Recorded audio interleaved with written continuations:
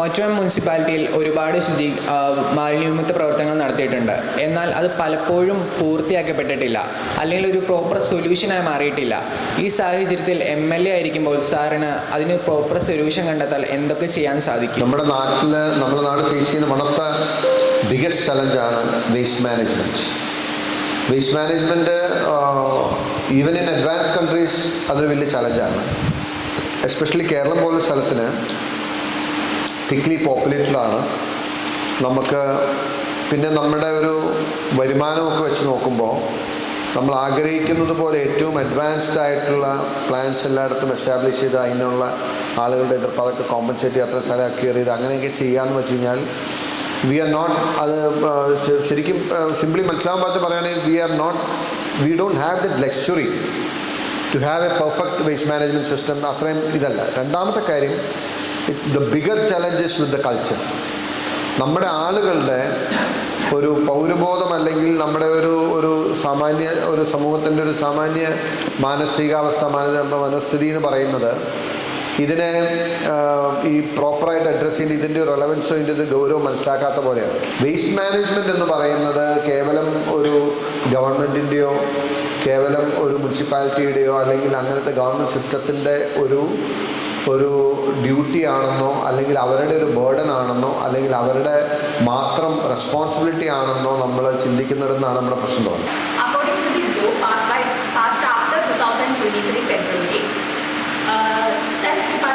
പഠിക്കുന്ന APL കാറ്റഗറിയിലുള്ളവർക്ക് concession provide ചെയ്യുന്നില്ല. അതുപോലെ തന്നെ പ്രൈവറ്റ് ബസ്സിൽ അത് പ്രൊവൈഡ് ചെയ്യുന്നില്ല. ഈ പ്രൈവറ്റ് ബസ്സിൽ പ്രൊവൈഡ് ചെയ്യുമ്പോൾ അത് ഗവൺമെൻറ് ബസ്സിലും പ്രൊവൈഡ് ചെയ്യേണ്ടതാണെന്നാണ് ഞാൻ വിശ്വസിക്കുന്നത്.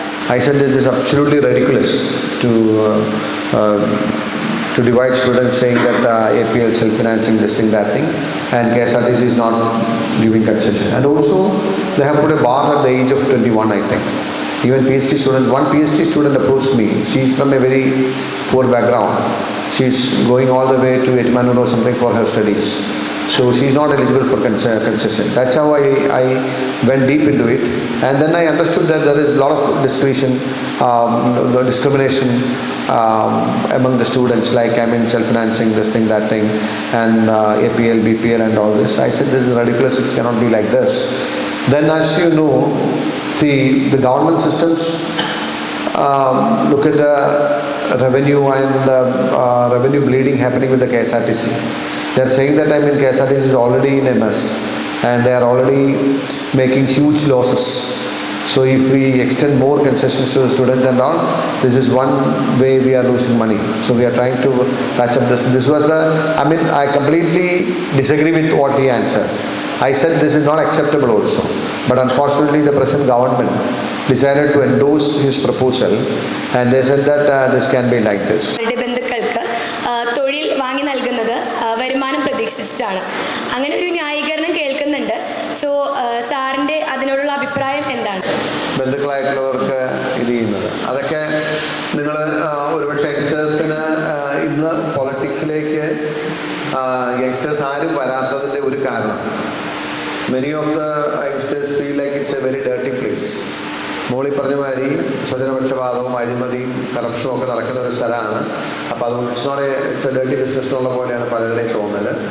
സ്വജനപക്ഷപാതം അല്ലെങ്കിൽ ആളുകൾക്ക് സ്വന്തക്കാർക്ക് ബന്ധക്കാർക്ക് വേണ്ടിയിട്ട് ജോലിയോ അല്ലെങ്കിൽ മെറിറ്റ് മാറ്റി വെച്ചിട്ട് അവരെ സഹായിക്കുക എന്ന് പറയുന്നത് ഇറ്റ്സ് കറപ്ഷൻ, അഴിമതിയാണ്. അതല്ലാതെ അവർ ലൈറ്റർ മോഡി കാണേണ്ടത് ഇറ്റ്സ് പ്യുവർ കറപ്ഷൻ. ഒരു കാരണവശാലും ചെയ്യാൻ പാടില്ലാത്ത, ഒരു കാരണവശാലും അനുവദിക്കാൻ പറ്റാത്ത ഒന്നാണ്. പക്ഷെ ഇന്ന് നമുക്ക് ധാരാളം സിസ്റ്റംസ് ഉണ്ടെങ്കിലും ഇത് സംഭവിക്കുന്നുണ്ട് എന്നത് യാഥാർത്ഥ്യമാണ്. ബട്ട് ഇനി കൂടുതൽ ട്രാൻസ്പെറൻസി കാര്യങ്ങളൊക്കെ ഞങ്ങളെപ്പോലുള്ളവരൊക്കെ അതിനെതിരെ വളരെ ഇതായിട്ട് ഫൈറ്റ് ചെയ്യുന്നവരാണ്. കാരണം ഈവൻ ഇതുപോലുള്ള തെറ്റായ പ്രവണതകളെ ചോദ്യം ചെയ്യാൻ വേണ്ടിയിട്ടാണ് ഞങ്ങളെപ്പോലുള്ളവരൊക്കെ ശ്രമിക്കാറ്. So I think more people will join in this fight against corruption. ഒരു വിദ്യാഭ്യാസ രംഗം വളരണം എന്നാണോ ഞാൻ ആഗ്രഹിക്കുന്നത്? അങ്ങനെയാണെങ്കിൽ എന്തുകൊണ്ട്? ഞാൻ ഇപ്പോഴത്തെ നമ്മുടെ വിദ്യാഭ്യാസ നിലവാരത്തെ സംബന്ധിച്ച് I am deeply concern. I am very much disappointed എന്ന് പറയേണ്ടത്. കാരണം അപ്പോൾ നിങ്ങൾ പഠിക്കുന്ന കോഴ്സ് നിങ്ങൾ കോഴ്സ് പഠിച്ചു കഴിഞ്ഞാൽ നിങ്ങൾ കോമ്പറ്റ് ചെയ്യേണ്ട വരുന്നത് നാഷണൽ ലെവലിലും ഇൻ്റർനാഷണൽ ലെവലിലുമാണ്. പല ജോലികളെ സംബന്ധിച്ച് നമ്മളൊരു ജോബ് മാർക്കറ്റിലേക്ക് അല്ലെങ്കിൽ ഇറങ്ങുമ്പോൾ യു വിൽ ബി അല്ലെങ്കിൽ ഒരു ഹയർ സ്റ്റഡീസിന് വേണ്ടിയിട്ട് നമ്മൾ ശ്രമിക്കുമ്പോൾ നിങ്ങൾ കോമ്പറ്റ് ചെയ്യേണ്ടി വരുന്ന മറ്റ് സ്ഥലങ്ങളിൽ നിന്നും പഠിച്ചിറങ്ങുന്നവരുടെ അവർ അക്യൂർ ചെയ്യുന്ന ഒരു സ്കിൽ സെറ്റും അവർ അക്യൂർ ചെയ്യുന്ന ഒരു അക്കാഡമിക് സ്ട്രെങ്തും അവർ അക്യൂർ ചെയ്യുന്ന ആ ഒരു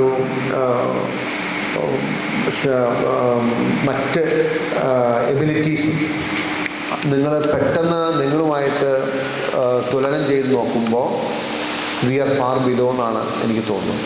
വിദ്യാഭ്യാസത്തിന് വില കൊടുക്കാണ്ട് ഈ രാഷ്ട്രീയത്തിൽ ഇറങ്ങുന്ന വിദ്യാർത്ഥികളോട് താങ്കൾക്ക് എന്താണ് പറയാനുള്ളത്? ഇപ്പോൾ ശരിക്കും പറഞ്ഞാൽ നമ്മുടെ രാജ്യത്ത് ഒരു കണക്കിൽ പറഞ്ഞാൽ അതൊരു ജസ്റ്റിഫയബിൾ ആയിട്ടുള്ള റീസണബിൾ ആയിട്ടുള്ള ഒരു ഇതല്ല, ഒരു ഡിസ്റ്റിങ്ഷൻ അല്ലെങ്കിൽ റീസണബിൾ ആയിട്ടുള്ള ഒരു യാർഡ് സ്റ്റിക്കോ അല്ല. But still after the Lyngdoh committee I hope you all are aware. അങ്ങനെ ബാക്ക് പേപ്പേഴ്സ് ഉള്ളവർക്ക് മത്സരിക്കാൻ പറ്റത്തില്ല, മിനിമം ഇത്ര അറ്റൻഡൻസ് വേണമെന്നുള്ള കുറേ അക്കാഡമിക് ഇതുകൾ കൊണ്ടുവന്നു. അപ്പോൾ ഇപ്പോൾ രാഷ്ട്രീയത്തെ പാർട്ടിയും അല്ലെങ്കിൽ വിദ്യാർത്ഥി സംഘടനകളും ഒക്കെ കൊണ്ടു നടക്കുന്നതിൽ വിദ്യാഭ്യാസത്തിന് വില കൊടുക്കാത്ത പിള്ളേർ കാണും. But those who can represent you officially അല്ലെങ്കിൽ എന്ന പാർലമെൻ്ററി സൈഡിൽ നിങ്ങളെ റെപ്രസെൻറ്റ് ചെയ്യാൻ പറ്റുന്നവർക്ക് മിനിമം അക്കാഡമിക് സ്റ്റാൻഡേർഡ്സ് മെയിൻറ്റെയിൻ ചെയ്തേ പറ്റത്തുള്ളൂ. അങ്ങനെയുണ്ട്. ബട്ട് അൺഫോർച്ചുനേറ്റ്ലി ഇപ്പോൾ നമ്മൾ അക്കാഡമിക്കലി ബ്രില്യൻ്റ് എന്ന് പറയാം, അത് മാത്രമായിരിക്കരുത് ഒരു yard stick. But academic brilliance എന്ന് പറയുന്നത് പൊളിറ്റിക്സിൽ വരുന്നതിന്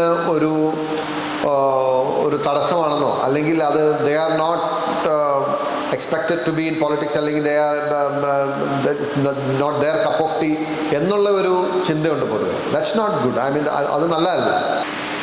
രാഷ്ട്രബോധവും രാഷ്ട്രീയ ബോധവും ഇന്ന് നമ്മുടെ സമൂഹത്തിൽ യുവതലമുറയിൽ കുറഞ്ഞു വന്നുകൊണ്ടിരിക്കുന്ന ഒരു സാഹചര്യമുണ്ട്. അങ്ങനെ ഒരു അഭിപ്രായം പൊതുവിൽ പറയപ്പെടുന്നുണ്ട്. ഇതിന് കാരണം എന്തൊക്കെയായിരിക്കാം? Unfortunately youngsters they are keeping away from politics. Politics എന്ന് മാത്രമല്ല, ഈ പറഞ്ഞ മാതിരി ഒരു രാഷ്ട്ര ചിന്തയിൽ നിന്ന് ഒരു ദേശീയ ബോധം പോലും കുറഞ്ഞു വരുന്ന അല്ലെങ്കിൽ അതിനൊരു ഇമ്പോർട്ടൻസ് ഇല്ലാത്ത പോലെ ഗൗരവമില്ലാത്ത പോലെ യങ്സ്റ്റേഴ്സ് ചെയ്യുന്നുണ്ട്. അതൊരു സിസ്റ്റമിക് ഇഷ്യൂ കൂടിയാണ്. നമ്മുടെ ഹോൾ സിസ്റ്റം നോക്കുമ്പോൾ ഇപ്പോൾ ഫോർ എക്സാമ്പിൾ നമ്മുടെ പൊളിറ്റിക്കൽ സിസ്റ്റം നോക്കിയാൽ ഒട്ടും ഒരു ഇൻസ്പയറിംഗ് ആയിട്ടുള്ള മോട്ടിവേറ്റിംഗ് ആയിട്ടുള്ള ഒരു പൊളിറ്റിക്കൽ സിസ്റ്റം നമുക്കില്ല അക്രോസ് ദ പാർട്ടീസ്. അപ്പോൾ ഞാനൊക്കെ ഉള്ള പാർട്ടിയിലാണെങ്കിൽ പോലും ഇപ്പം നിങ്ങളെപ്പോലുള്ള യങ്സ്റ്റേഴ്സിന് വന്ന് അതിൻ്റെ ആവേശപൂർവ്വം പങ്കെടുക്കാൻ പറ്റുന്ന പ്ലാറ്റ്ഫോംസോ പോളിസീസോ പരിപാടികളോ ഓപ്പൺ അപ്പ് ചെയ്യാൻ ഞങ്ങൾക്കും സാധിക്കുന്നില്ല. Politics is all about capturing power. അപ്പം അങ്ങനെ കൺവെൻഷണൽ ട്രഡീഷണൽ ആയിട്ടുള്ള ഒരു കാലഘട്ടത്തിലൂടെ തന്നെ വന്ന് പക്ഷേ ഞാൻ വിചാരിക്കുന്നത് ഇപ്പോൾ ഈ നവമാധ്യമങ്ങളും അല്ലെങ്കിൽ സോഷ്യൽ മീഡിയയൊക്കെ ഉണ്ടാക്കിയിട്ടൊരു ഇമ്പാക്റ്റ് വെച്ചിട്ട് ഇനി now people will be force to change. അതിൻ്റെ അകത്ത് ചേഞ്ച് ഏജൻസ് ആയിട്ട് പലരും വരും യങ്സ്റ്റേഴ്സ്. ഇപ്പോൾ ഞാൻ പറയാം, ഞാനിപ്പോൾ പൊളിറ്റിക്സ് പറയുന്നതല്ല, but just you to understand. ഈ കഴിഞ്ഞ പാർലമെൻറ്റ് തെരഞ്ഞെടുപ്പിൽ ഇപ്പോൾ ഇന്ത്യയിലെ ഏറ്റവും പവർഫുൾ ലീഡറാണ് നരേന്ദ്രമോദി അല്ലെങ്കിൽ BJP. അവർക്ക് പൊളിറ്റിക്കലി വളരെ ഒരു അയൺ ഹാൻഡ് ഉണ്ട് അല്ലെങ്കിൽ വളരെ പവർഫുള്ളായിട്ട് നിൽക്കുമ്പോൾ I don't know whether you are noticed I mean one young guy Dhruv റാട്ടി എന്ന് പറഞ്ഞ് ഒരു യങ്സ്റ്റർ നടത്തിയിട്ടുള്ള ഒരു സോഷ്യൽ മീഡിയ മാത്രം ഉപയോഗിച്ച് നടത്തിയിട്ടുള്ളൊരു ഫൈറ്റുണ്ട്.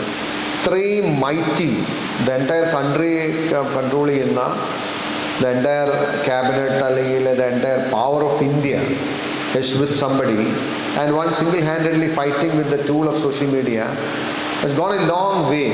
അപ്പോൾ ഇത് ഏതെങ്കിലും സമയത്ത് അങ്ങനെയാണ് മറ്റു പല രാജ്യങ്ങളിലും ഇത് സംഭവിച്ചിട്ടുണ്ട്. അറേബ്യൻ സ്പ്രിങ്സ് ഒക്കെ നിങ്ങൾ വായിച്ചാൽ അതിൻ്റെ ഹിസ്റ്ററി വായിച്ചാൽ അറിയാം. ഒരു പൊളിറ്റിക്കൽ സിസ്റ്റം ഒരു പൂർണ്ണമായിട്ടും ഒരു ജനറേഷനെ ഉൾക്കൊള്ളാൻ കഴിഞ്ഞില്ലെങ്കിൽ at some point of time that lid will go up and we cannot predict what is going to happen. So India being a democratic country, എല്ലാ അവസരങ്ങളും ഉണ്ട് എല്ലാവർക്കും വരാൻ. പക്ഷെ പലപ്പോഴും പല ക്രൈസിസിൽ നിന്നും പല ചലഞ്ചസിൽ നിന്നുമാണ് അതുപോലത്തെ റെവല്യൂഷൻസ് അല്ലെങ്കിൽ അങ്ങനത്തെ മാറ്റങ്ങൾ